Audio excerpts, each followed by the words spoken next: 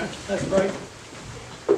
Father, we just thank you for this day that you provided us with, dear Lord, and we just ask that you be with us tonight as we go through the business of the city, and I just thank you to each one that sits up here as council, dear Lord, the time they put in, and I ask that you bless each one of them.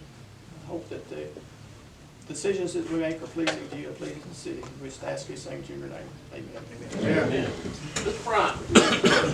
Allegiance to the flag of the United States of America and to the republic for which it stands, one nation, under God, indivisible, with liberty and justice for all. All right, in your packet, you've got the minutes from the March 4th meeting. Anyone see any corrections, changes? If not any, I would entertain a motion to approve. So moved. And a second. Second. We have a second. Sorry. Where am I? Is the meeting called to order yet? This is a great start, isn't it? Motion from Ms. Winnick and a second from Mr. Kennett. All right, all in favor say aye. Aye. I like that passes. All right, we're gonna move into committee reports. Report from the Health Insurance Committee. The only thing I can report is we will have recommendations at the next meeting. All right, thank you very much. Mr. Young, you're not on the agenda, but is there anything you want to bring up on your committee? I'd just like to say that we're working hard. I appreciate everybody that's putting in the effort to help us, and we've sent out notices or emails to all the department heads to try to get us a list, to go over their list and look and see what if everything's insured the way it needs to be, or if we can lower some of the things or take things off of it. So I appreciate everybody's cooperation on that and get it back to us within a week or so if we could. Yes, you'll be getting us tomorrow. I didn't have a chance to get that. And I'll be willing to help. Anybody needs to help, just let me know, and I'll be glad to come out and help you or whatever needs. All right, thank you.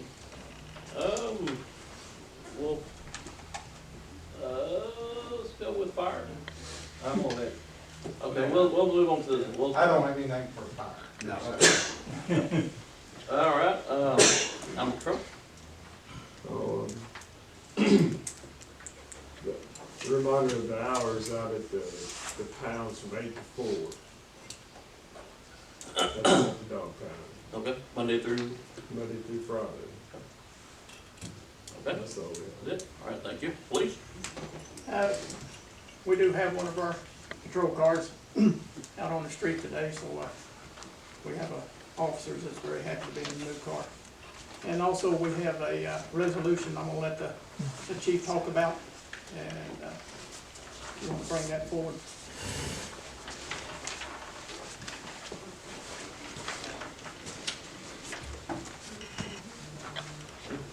Mayor, Council, just a few short weeks ago, Governor Keyhole announced a Blue Shield City program. Basically, it's going to open up about $10 million in grants for law enforcement, for equipment, and for training. He also sent out a bunch of steps we have to attain to become a Blue Shield city. And the first step in this is to have a resolution on file, because they're going to check about the city's support for law enforcement and the continued funding of law enforcement for the future. And we cannot go any further in these steps until we get this resolution in order. Major Stewart and Jan have been working a lot on the other items. And hopefully, the sooner we get this in, I think it'll just look better on us with the state, the faster we get it there. So if we can get this passed tonight, then that'll be the first step in getting, I think it's like 10 or 12 steps we gotta meet. The new fiscal year will start July 1st, and that's when the funding will start becoming available. So I'd like to get our name on that list as soon as possible. Do you have a copy of an appropriate resolution then? You should have one in It's in your your packet, and it's at the bottom of your packet because it was actually listed on the agenda to what the thing. It's in your packet.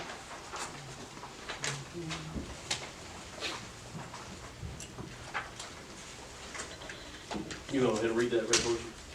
I don't have it with me. Oh, I'm If you sorry. wanna read it or can, doesn't matter. There are terms and conditions. See it yet. Read it. Yes. A resolution expressing commitment to public safety includes a commitment to reduce violent crime within the city's limits of the city of Kennett.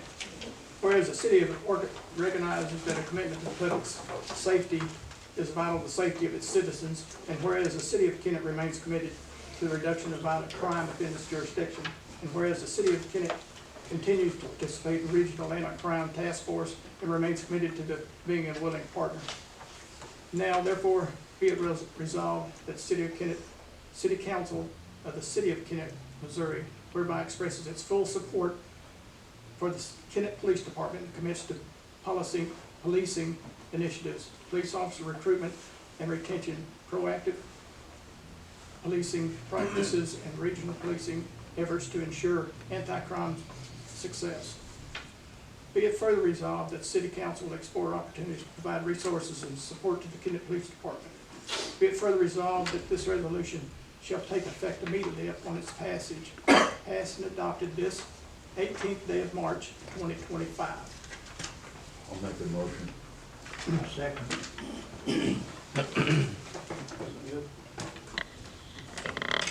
Yeah, I'd see. We have a question over here? Okay. Any questions? All in favor, say aye. Aye.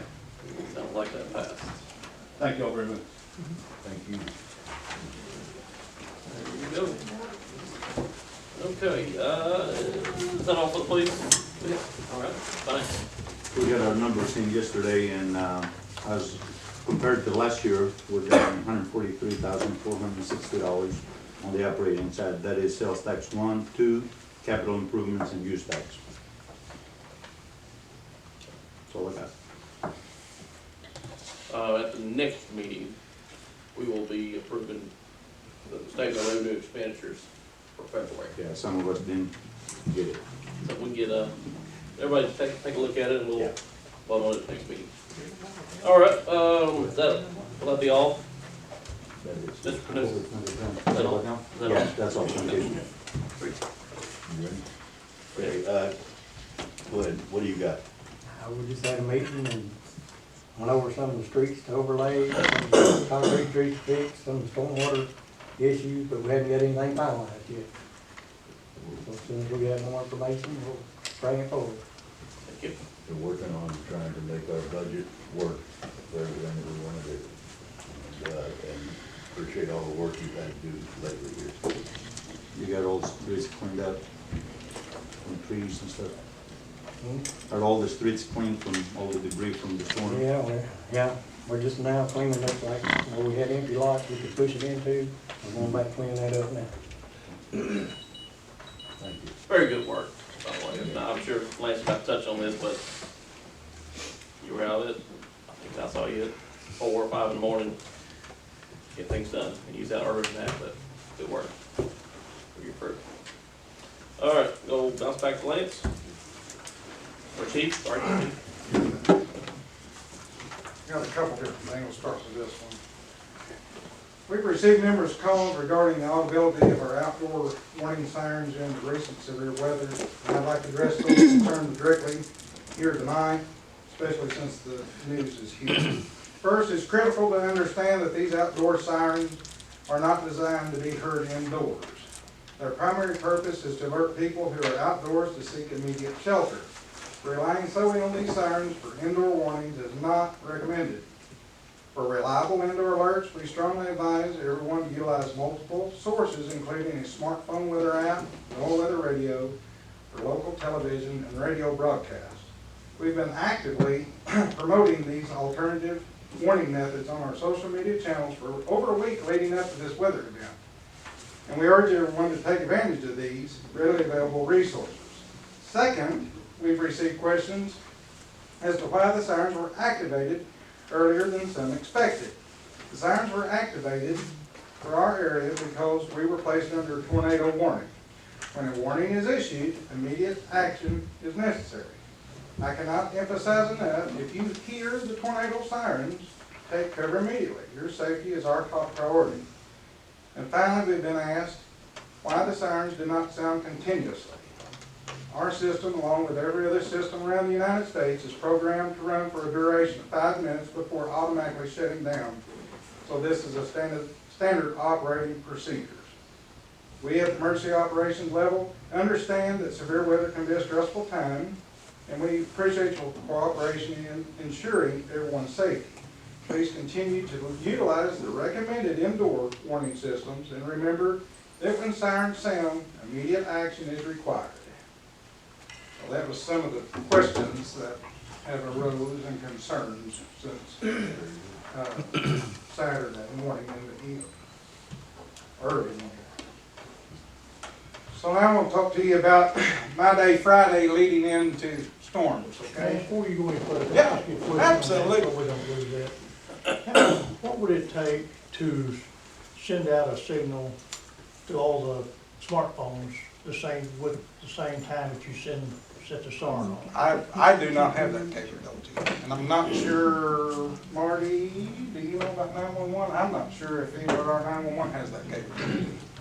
That's a good question, but I do not have an answer for that. Kennett School District 39 on their Facebook page says they will, if you sign up, they had a QR code, they will send an alert Okay. when the shelter is opening. That's what I understood, Mark. is that- They did that the other night. Yeah. They sent out an alert on the Kennett school system for the shelter being open. And it was before the siren almost.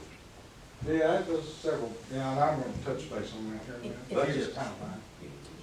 It's not the same as what you're asking, but it is something that does exist. Yeah, let me, a lot's changed since I worked in the communications field, so let me check into that, Bob, and I'll get you an answer. It'd be a good idea if you can do it. What's that? Yep. You can't talk now. I can't talk now. I said it good, I thought. Well, no, I'd rather get it done after. You're, but it's a I subject. I was wondering if it was a text message they sent out, or was it a tone or something, kind of like the emergency? It's a text message. Okay, I got you. Okay. Okay. Sorry. But it's a text message to only the personnel that are assigned to Kennett School District. That's a belief. Public can get it, we get it. Well, Unless if you you go to that code. Oh, Yeah, you whatever, sign- right. you have to sign up for But it. what they, yeah, you have to sign up for it. First, it's only for the Yes. school district.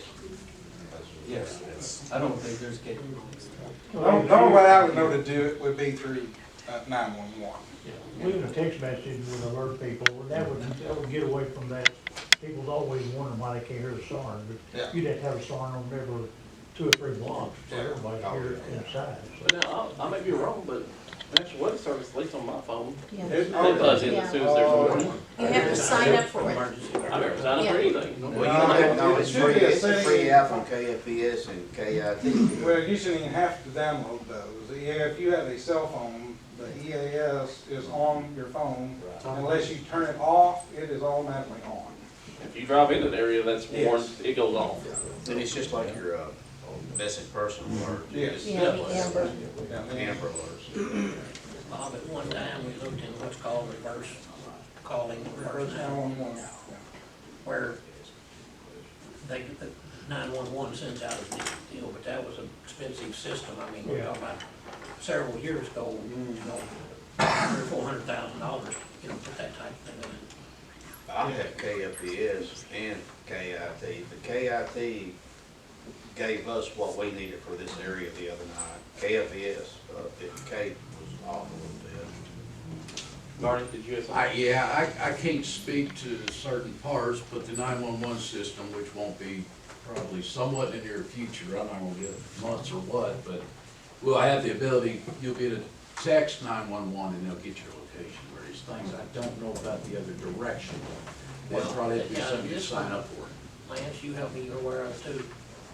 911 could send out a message to all the cell phones in the city of Kennett, or in the city of Cena, or. Yeah, I don't know. I mean, it was I don't know if we very- have that anymore. No, I know, but I mean, I'm just saying, we looked into buying that at one time. Yeah, you gotta keep in mind, though, phone numbers have changed now, you don't necessarily see Kennett numbers, it may, I can get a Tennessee number. So that's, it'd be, have to be a sign up deal. You could sign, no, it wasn't, you could limit square area and every phone will be alerted, but that was 10 years ago. It sounds like something we might wanna just get some more information on. Yeah, I'll work on that.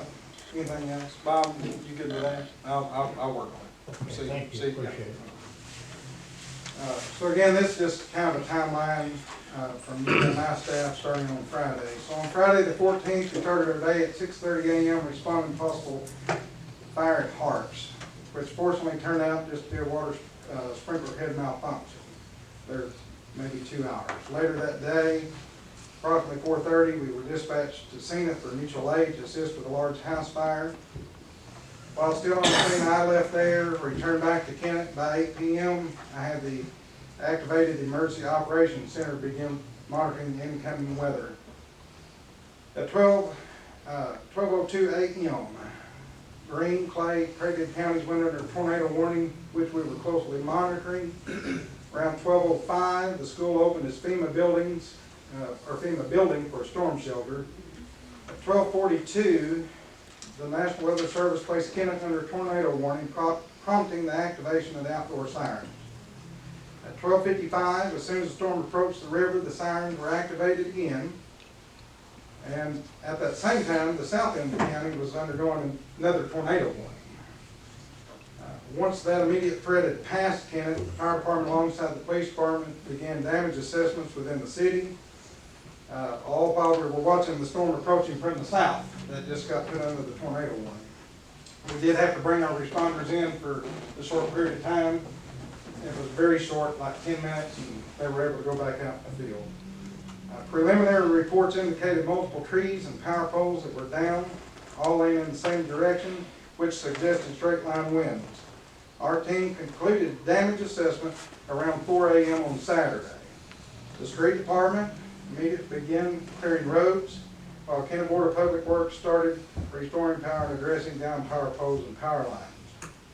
On Sunday, I met with the National Weather Service here in Kennett, and based on preliminary assessments, the storm has been rated as a low-end EF2, although that number may be adjusted as further evaluations are completed. I am proud to say tonight that despite the severity of the storms, there was no lost life in our city. I want to personally thank the mayor for coming to the EOC. He was there pretty well right after the storm came through, and he stayed until, gosh, it was probably 4:30, 5 o'clock. He was there with us offering assistance. I've been in contact with Senator Bean and the State of Missouri Emergency Management Agency regarding potential aid for fuel costs, overtime pay, and various other recovery efforts. As of today, I've noted 5 businesses and 20 homes with structural damage. And I stress structural damage because there was a lot of, shingles and stuff, but that's not really structural. In the next week or two, we can look for FEMA, the Small Business Association, and the State of Missouri Emergency Management to come in and assess these damages, which may or may not lead to some assistance. After this takes place, they will return at a later date to look at the public assistance side, such as infrastructure damage, clearing of the roadways, utility debris cleanup, and things of that nature. Each department has been advised to document all their hours worked, expenses and fuel, hours on their equipment, etc., and then anything purchased due to the storm needs to be noted on the PO storm somehow.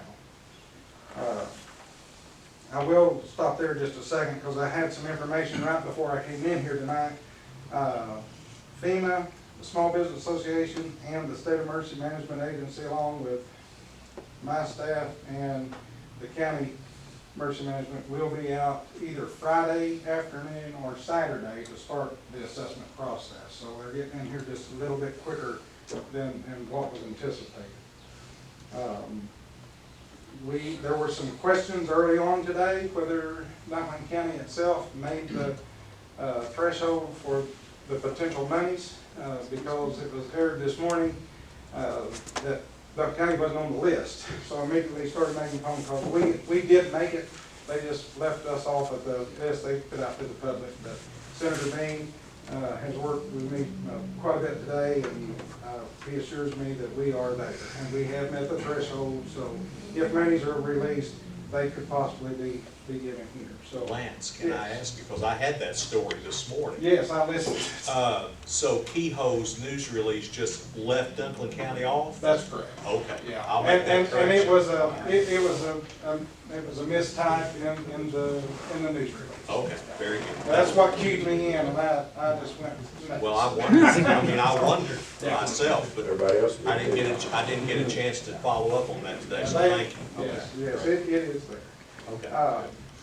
I would like to extend my deep gratitude to everyone involved in that response, our emergency operations center staff, Kennett Board of Public Works, dispatchers, firefighters, police officers, street department crews.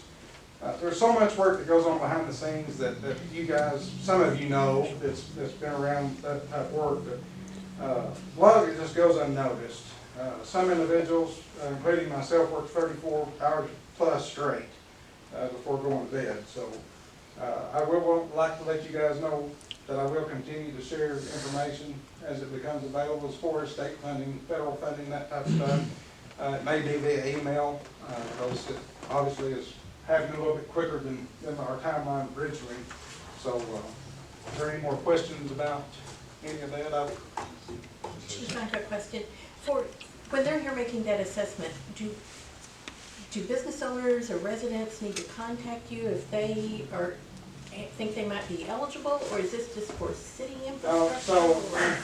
So when they come in Friday and or Saturday, whenever they get here, the first round will be for businesses and residents. And they will go to the residents. They don't have to reach out at that point. What they're doing is coming in, SEMA has their own standard that they have to go by, and their own assessment, and so does FEMA. And they don't line up with one another, and Randy can attest to that. There's vast difference in both.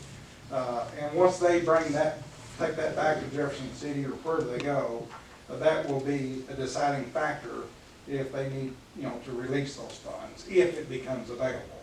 Now, the second time they come is when myself, Board of Public Works, all the city stuff, that will be in the PA side, the public assistance. And that's where the city will have to have its paperwork ready for potential reimbursements for fuel and labor and that kind of stuff.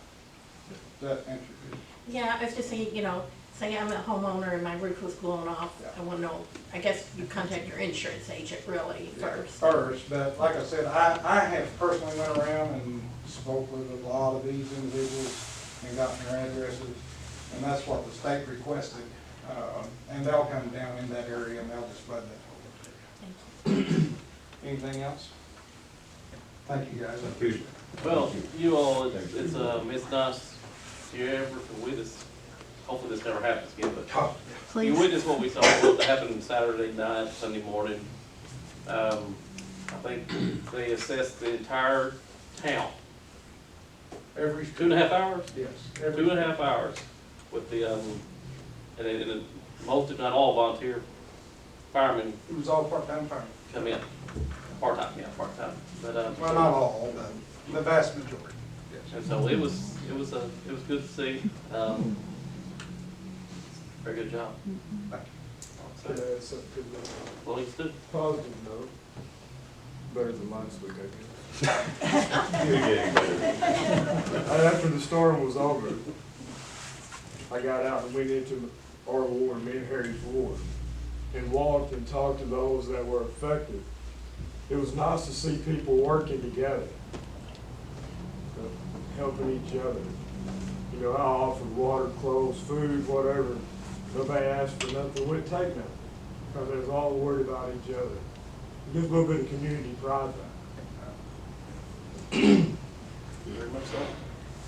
Also, piggyback a little bit on Lance, Congressman Smith reached out to me and also stated any support needed moving forward. And I'll expand on that just a little bit. And I know y'all may or may not be getting tired of hearing that. I'm hearing me talk, but I want you all to realize there have been numerous people wanting to come in here and help, but there's really nothing to help with, okay? But we have had people, even from the northern, north of here, which is, as you all are well aware, got hit a lot harder than that. They've even volunteered to come down and offer assistance. So, you know, I just put that out there, that we have had several phone calls. Chief, so, I mean, I had somebody come in yesterday, and we just referred them to you. Because Yes, yeah, if they need any assistance, just refer That them way, out. well, yeah, so if they want, they Or were questions. trying to get volunteers together to Yeah, help. yeah, anything like that, just send them to me. Okay, good deal. Hey, Marty, I'm gonna put you on the spot a little, maybe, but just wanna get the word out. All customers that can receive power have power. As of yesterday, I believe, right? Actually, during the Facebook post. Okay, so everybody, all the power systems stuff, y'all brought in West Memphis crews and Sunday Piggott evening, I crews. believe. Yeah, West Memphis, Malden, and Piggott came in to help. Yes, sir. So it's a big group effort. They had their office full of people, whenever, I don't even know what time anymore, but 5:30 or something, or 5 in the morning, whatever it was. So they were already getting things coordinated and the ball rolling on their end. So good job on the utility standpoint too. I have one more comment.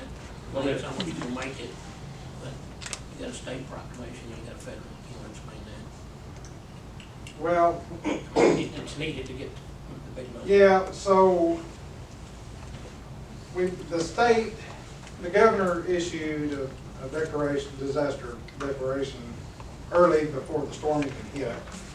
And since then, we don't necessarily have to have it right now, so I'm told, but I did go ahead and have the mayor sign a declaration for disaster for Fort Kennett, just in case we need it, you know, in the future. And then we'll be getting that over to Duplin County Emergency Management, and then they're going to do one for the county as well. I've been told they don't need it because it's going through federal side. I wanted to do it just in case we needed it. The governor declared a disaster declaration ahead of time to allow state agencies to do more. But preliminary figures that you're getting on your damage assessment has to go to the state and meet certain levels, like he talked about at the state level.